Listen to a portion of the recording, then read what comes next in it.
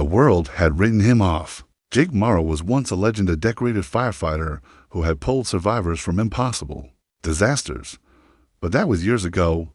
A brutal injury, a forced retirement, and a string of personal failures had turned him into a bitter joke. Washed up, they sneered, a relic of the past. Even his own family doubted he had anything left to give. Then the unthinkable happened. A catastrophic tunnel collapse buried a team of miners beneath a mountain. Every rescue attempt failed. High-tech equipment, young hotshot responders, even military specialists, none of them could reach the trapped men. Time was running out. Oxygen was dwindling. Hope was fading. That's when Jake Morrow walked onto the scene uninvited, unwelcome, but undeterred. What happened next would defy every expectation, shatter every insult, and remind the world why some legends never truly died. The world had written him off. Jake Morrow was once a legend, a decorated firefighter who had pulled survivors from impossible disasters. But that was years ago. A brutal injury, a forced retirement, and a string of personal failures had turned him into a bitter joke. Washed up, they sneered, a relic of the past. Even his own family doubted he had anything left to give. Then the unthinkable happened. A catastrophic tunnel collapse buried a team of miners beneath a mountain. Every rescue attempt failed. High-tech equipment, young hotshot responders, even military specialists, none of them could reach the trapped men. Time was running out. Oxygen was dwindling. Hope was fading. That's when Jake Morrow walked onto the scene uninvited, unwelcome, but undeterred. You're not needed here, old man. The site commander, a sharp-eyed ex-Marine half Jake's age, scoffed when he saw him. This isn't some 90s action flick, Morrow. We've got drones, thermal scans. Engineers, what the hell can you do? Jake didn't argue. He just stared at the schematics, his fingers tracing the old, crumbling mine shafts that modern sensors couldn't detect. You're digging in the wrong spot, he muttered. No one listened until the last drill bit snapped, until the seismic sensors warned of another collapse, until the lead engineer finally threw his hands up and said, "We're out of options." That's when Jake Morrow did the one thing no one expected. While the experts debated, Jake slipped away. He knew these mountains not from blueprints, but from memory. 30 years ago, before the main tunnel was built, there had been an old air shaft, long since sealed off, a shortcut, a death trap if you didn't know how to navigate it. With nothing but a headlamp, a rope, and a rusted pickaxe he grabbed from a supply truck, Jake lowered himself into the darkness. The walls groaned around him. Rocks shifted, dust choked his lungs, but he kept moving inch by inch, foot by foot, until he heard it faint, desperate, knocking. "I found them." The radio crackled to life, and for the first time in hours, the command tent fell silent. Jake's voice was ragged but steady. 12 men, alive. But we've got minutes before this whole thing comes down. The disbelief was instant. "How the hell? No time," Jake snapped. "Send a team down the coordinates I give you, and for God's sake, hurry." They called him reckless. They called him crazy. But as the first miner staggered out of the makeshift exit Jake had carved, covered in grime, but breathing, the whispers changed. He did it. How? He just knew. By the time the last man was pulled to safety, the mountain gave way with a thunderous roar, sealing the tunnel forever. Jake emerged last, bloodied, exhausted, but alive. The same commander who had mocked him hours earlier stood frozen, then extended a hand. "Morrow, I don't know what to say." Jake wiped the dirt from his face and smirked. "Try thank you." The headlines the next day said it all. Asterisk has been hero saves 12 after experts fail. Asterisk, but Jake didn't care about the fame. He just sat on his porch that night, staring at the stars, a cold beer in his hand. His phone buzzed calls from news crews, old friends, even the mayor. He ignored them all, because the only thing that mattered was the text from his daughter, the one he hadn't heard from in years. "Dad, I'm proud of you." And for the first time in a long time, Jake Morrow smiled. "They'll call you washed up. They'll say your time has passed. But sometimes the world needs the ones who remember the old ways, the ones who refuse to quit. Because of legends, they don't fade away.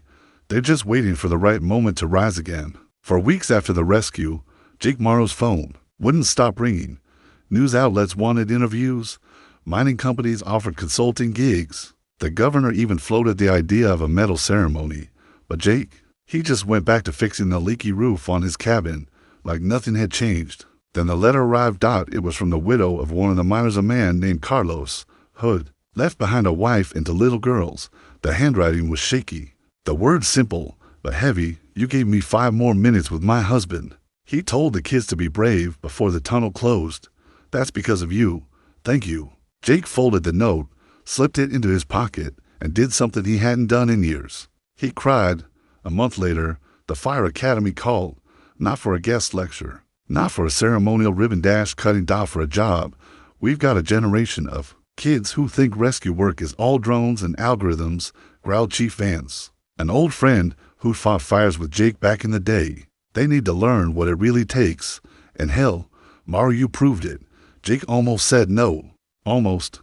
But then he thought of Carlos' kids, of the way the young responders had stared at him when he emerged from that tunnel, not with pity anymore, but with something like awe. Fine.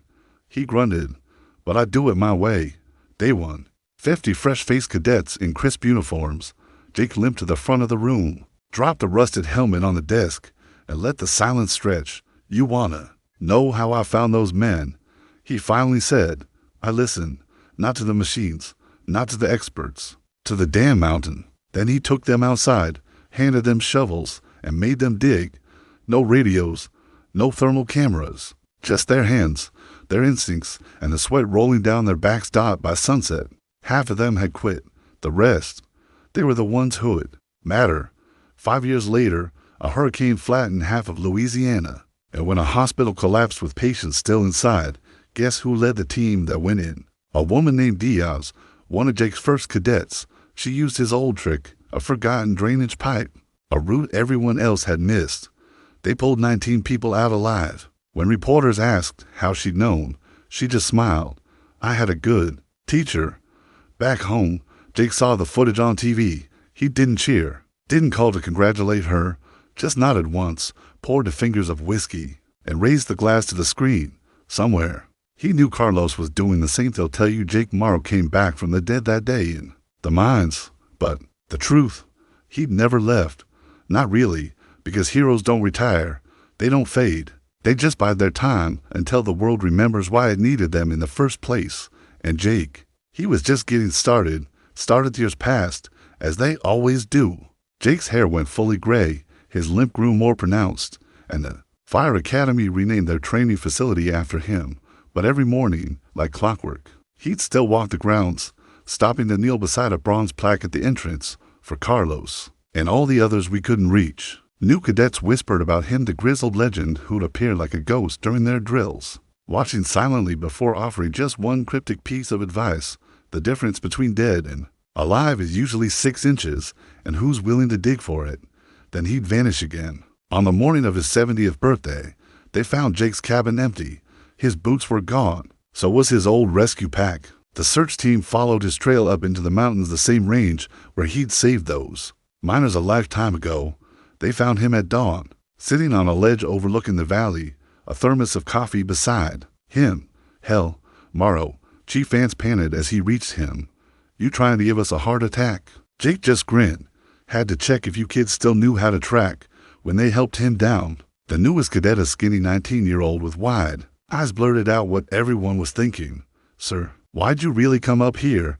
Jake paused, looked back at the sunrise, then ruffled the kid's hair. Same reason I'd do anything, son. To remember why the climb matters. Legends aren't made in the moments the world applauds. They're forged in the quiet, in the stubborn refusal to stay down, in the unshakable certainty that one life, one act, one last desperate try can change everything. Jake Morrow proved that. So here's to the has-beens, the written-offs, the ones they say are finished. Your mountain is waiting.